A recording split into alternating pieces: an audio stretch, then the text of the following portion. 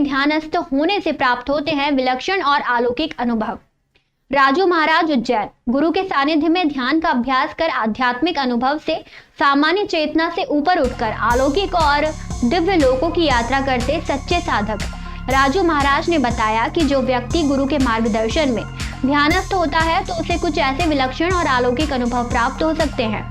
आदिशक्ति साधना एक आध्यात्मिक प्रक्रिया है जिसका मुख्य उद्देश्य सर्वोच्च ऊर्जा, दिव्यता और कुंडलिनी शक्ति आदि शक्ति को जागृत करना है। ये साधना आंतरिक चेतना को ऊंचा उठाने और साधक को आत्म साक्षरता का मार्ग दिखाने में मदद करती है। हिंदू धर्म और योग दर्शन में आदिशक्ति ब्रह्मांड की सर्वोच्च रचनाकार, पालक और संहारक ऊर्जा देवी रूप माना जाता है। इस साधना का मूल उद्देश्य मन को सांसारिक बंधनों से मुक्त करके ब्रह्मांडीय ऊर्जा से जोड़ना है, जिससे साधक में असीम शांति, दिव्य ज्ञान और मानसिक संतुलन प्राप्त होता है। ये साधना मुख्य रूप से मन की शुद्धि और आध्यात्मिक जागृति का साधन है। आध्यात्मिक दृष्टिकोण से पूर्णता की चेतना का अर्थ है स्वयं की आत्मा को पहचानना। जब मन सभी इच्छाओं, लोभ और अपूर्णता के एहसास से मुक्त हो जाता है, तब चेतना अपने वास्तविक शुद्ध और पूर्ण रूप अद्वैत को प्राप्त करती है। जब व्यक्ति की चेतना इस स्तर पर पहुंच जाती है तब उसे बाहरी दुनिया से कुछ पाने की इच्छा नहीं रहती। हमारा उद्देश्य है कि जन कल्याण के लिए कार्य करते हैं। अध्यात्म को समझो और अध्यात्म क्या है। अध्यात्म में सभी चीज़ें हैं, तंत्र, मंत्र, यंत्र, लेकिन अध्यात्म का ओरिजिनल मंत्र जो है वो है कि स्वयं को जानना। मैं कौन हूँ, मेरा क्या उद्देश्य है, इस धरती पे क्यों आया हूँ और मुझे क्या करना है। जब हम इसी सारी चीज़ों को लेकर हम विगत 25 वर्षों से इस कार्य को करते आ रहे हैं, इसमें मेरे द्वारा एक माध्यम हूँ। शिव और शक्ति मेरे आराध्य रहे, पर रामचंद्र परमहंस जी को गुरु रूप में मैंने माना और उनको फॉलो करा।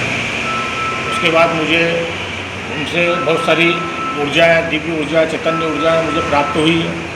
और उसके बाद मैंने विष्णु तीर्थ और शिवम तीर्थ जी को फॉलो किया। उसके लिए मुझे 16 में उनके नाम से मैंने पंडाल भी लगाया था सदावल में, जिसका नंबर था 551 नंबर। और अध्यात्म में हमें जिसको भी फॉलो करते हैं, इस अध्यात्म में हमें उनकी ऊर्जा, क्योंकि आत्मा अजर अमर है और आत्मा से हमें कई चीज़ें ऊर्जा प्राप्त हो सकती। तो हमने इन तीनों गुरुओं से मुझे ऊर्जाएं मिली। शक्तिपात मैं करता हूँ यहाँ से बैठे बैठे फ़ोन पे, चाहे वो देश में हो विदेश में हो, उसके अंदर हीलिंग पैदा करते हैं, उसको जागृत करते हैं और वो अनुभव प्राप्त करता है। जब उसका स्वयं के अनुभव होते हैं तो कई लोग हमें लिख के भेजते हैं कि आज हमें ये अनुभव हुआ है, हमारे को आज ये अनुभव हुआ है। और ऐसे कई चीज़ें इस अध्यात्म में हैं जो चमत्कार नहीं, ये स्वतः है, सत्य है और लोग उसका अनुभव किया है और करते रहेंगे। आज ही अपना योग केंद्र खोला है, कब से? ये मैं विगत 25 वर्षों से परमहंस आदिशक्ति साधना केंद्र नाम से संस्था को चलाता आया हूँ, कार्य करता आया हूँ, करता रहूँगा। इसके बाद मैंने रजिस्टर्ड इसको नहीं हो पाई तो साइको योग फाउंडेशन के नाम से संस्था को रजिस्टर्ड किया। रजिस्टर्ड संस्था भी 5 साल हो गए हैं और वो भी कार्यरत है, उसमें सारी चीज़ें चल रही हैं। इस कार्य के अलावा और भी कोई कार्य है? जन कल्याण के सारे कार्य पशुओं के लिए करते हैं, बच्चियों के कन्यादान के लिए वगैरह सब चीज़ों, लेकिन हम कभी फोटो नहीं खिंचाते। हम गुप्त रूप से बहुत सारी चीज़ें हैं, इसका प्रत्यक्ष लोग इसका उदाहरण है और लोग उसको मानते हैं और हम काम कर रहे हैं। आने वाले सिंहस्थ में आपकी क्या योजना रहेगी और क्या क्या कार्यक्रम आप करना चाहेंगे सिंहस्थ में जनहित के लिए? सिंहस्थ में आने वाले 28 में हम जो भी श्रद्धालु आता है उसको पहले तो समझाइश दी जाएगी कि कैसे चलना चाहिए, कैसे रहना चाहिए, भीड़ में हमको क्या करना चाहिए और ज़्यादा से ज़्यादा प्रदूषण न फैले। और साधना, उसके बाद हम साधना, ध्यान, योग और साधना तीनों पे हम फोकस करेंगे। तो हर व्यक्ति के अंदर उस ऊर्जा को जागृत करेंगे जो योग के माध्यम से, ध्यान के माध्यम से और साधना।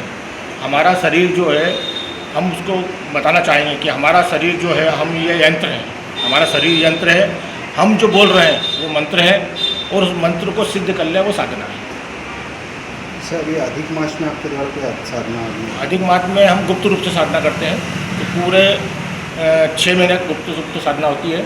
ये इसमें हम शोबाजी नहीं करते हैं और उसको गुप्त रूप से साधना होती है। और ये पुरुषोत्तम मास है, बहुत महत्व होता है इसका।